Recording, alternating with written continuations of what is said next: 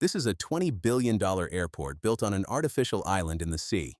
It has survived a magnitude 7.3 earthquake and some of the strongest typhoons to hit Japan, and it is still sinking. Nature didn't bring this airport down, at least not yet. The seabed did. Engineers knew the ground would sink and tried to calculate how far before the first plane ever took off. They were wrong. So why did Japan build one of the most ambitious airports in history on a seabed that refuses to stay still? And what happens when rising seas and stronger storms attack the same weak spots engineers thought they had under control? Will this megaproject survive in a warming climate? This is Kansai International Airport, off the coast of Osaka. It doesn't sit on land, but on two man-made islands about 5 kilometers offshore in Osaka Bay, connected to the mainland by a single bridge. Osaka's old Itami Airport had reached a breaking point, surrounded by millions of residents, hammered by noise complaints and lawsuits, restricted by night curfews, with no spare land nearby for a modern hub. The solution was simple, but extremely ambitious. Build an airport out at sea. No neighbors to wake, no landowners to buy out, no midnight curfews, just open water and the promise of 24-hour operations. But how do you build airport in the water? And how do you then fight physics to stop it from sinking? The site engineers chose was about 18 meters deep over a seabed of soft clay and silt. You would expect an airport to sit on solid rock. Here, the ground was more like a tiramisu of mud and sand soaked with seawater. The first step was to draw a rectangle in the ocean and turn it into an island. Engineers built a massive seawall, essentially a concrete mountain underwater, to trace the outline of the future airport. Giant hollow caissons and rock mounds were placed on the seabed until they formed a continuous bathtub in the Pacific, stable enough to trust with an airport. To break the force of typhoon waves, the outer slopes were armored with huge stones and interlocking concrete tetrapods. Then came the extreme part, filling the bathtub. Japan literally moved parts of 3 mountains to do it, quarrying hundreds of millions of cubic meters of rock and soil, and shipping it by barge 24 hours a day for years. Layer by layer, the island rose out of the sea. Heavy rock at the bottom, then gravel, then sand, and compacted fill on top. A deviation of 1 centimeter could throw off the runways. Above this man-made ground, architect Renzo Piano designed an equally radical terminal, a 1.7-kilometer long, gently curved building whose roof behaves almost like a wing in the wind. Lightweight steel trusses and that streamlined roof reduced weight on the settling island, crucial when every extra ton makes the ground sink faster. On paper, the bet looked controlled, but everyone knew it was still a risky one. Geotechnical studies showed the island would sink several meters over the coming decades, so engineers built it higher to compensate. It would settle, then stabilize. At least, that was the plan. Reality came in faster than the models. Within a few years, the island had already sunk around 27 feet, more than 8 meters, far beyond early estimates, and the settlement was not slowing down.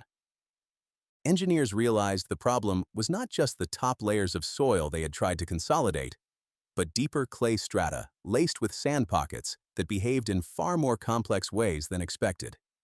The only option was to keep raising the defenses, but can you build them high enough? Authorities spent on the order of $150 million to strengthen and raise sections of the seawall, trying to keep storm surges out, even as the island dropped closer to sea level. The seabed here is a stack of clay and sand layers, saturated with water, extending more than 30 meters down in places. This ground does not act like rock. Think of it as a tower of sponges. Set a cup on top, and they deform a bit. Set an entire airport on top, and the tower squeezes down in slow motion. Geotechnical engineers call this consolidation. Under enormous weight, water in the tiny pores of the clay is pushed out over years and decades. As it escapes, the clay particles pack more tightly together, and the ground settles.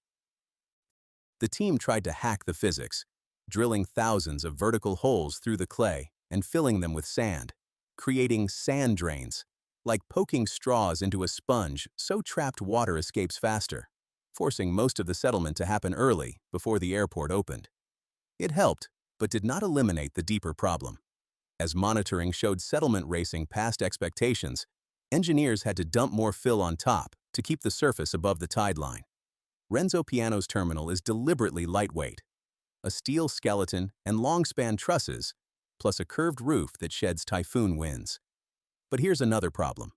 A lighter building sinks more slowly than the heavy island beneath it. Left alone, the soil would drop away and expose the foundations. So, engineers did something almost no one had attempted at this scale. They put the terminal on adjustable legs.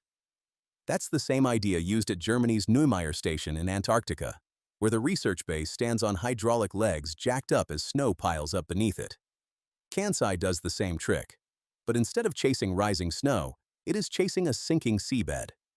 If one part of the island settles faster than another, crews jack that section of the building back up, slide in steel shums, and lock it in place. Every adjustment has side effects. Staircases no longer reach the floor cleanly. Handrails hover above the landing. For passengers, Kansai feels like a normal, futuristic airport. For the teams inside the crawl spaces, it is a machine that never stops drifting. Studies suggest parts of Kansai's islands could sink another 4 meters or so by mid-century, roughly down toward sea level, if settlement continues unchecked. And the sea already had the first test up its sleeve. In 2018, Typhoon Jebi plowed straight into Osaka Bay. Storm surges overtopped parts of Kansai's seawall and flooded sections of the runway and apron. A tanker broke loose and slammed into the Skygate Bridge, cutting the only link to the mainland. Thousands of passengers and staff were stranded on the island for days. The terminal survived structurally, just as engineers had hoped.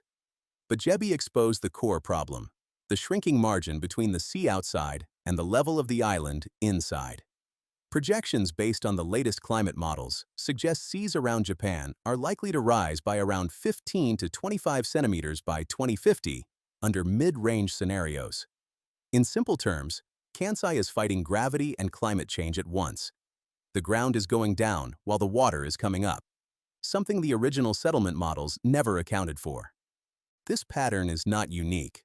Santa Barbara Airport in California, built on a low-lying coastal plain of former wetlands, has seen its runways repeatedly turned into shallow lakes, forcing closures, canceled flights, and stranded passengers as crews pumped water off the tarmac.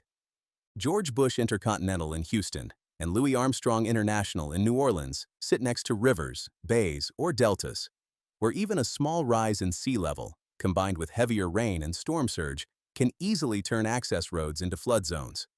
The logic that once made these sites attractive, flat land, easy access, distance from city centers, now makes them vulnerable in a climate where extreme weather is becoming more common. Which brings us back to that strip of concrete in Osaka Bay.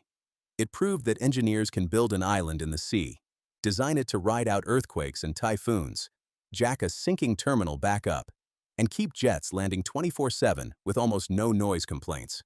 But only at the price of tens of billions and relentless maintenance, now under growing threat from rising seas and stronger storms. So, would you keep spending billions to defend an airport built in the wrong place?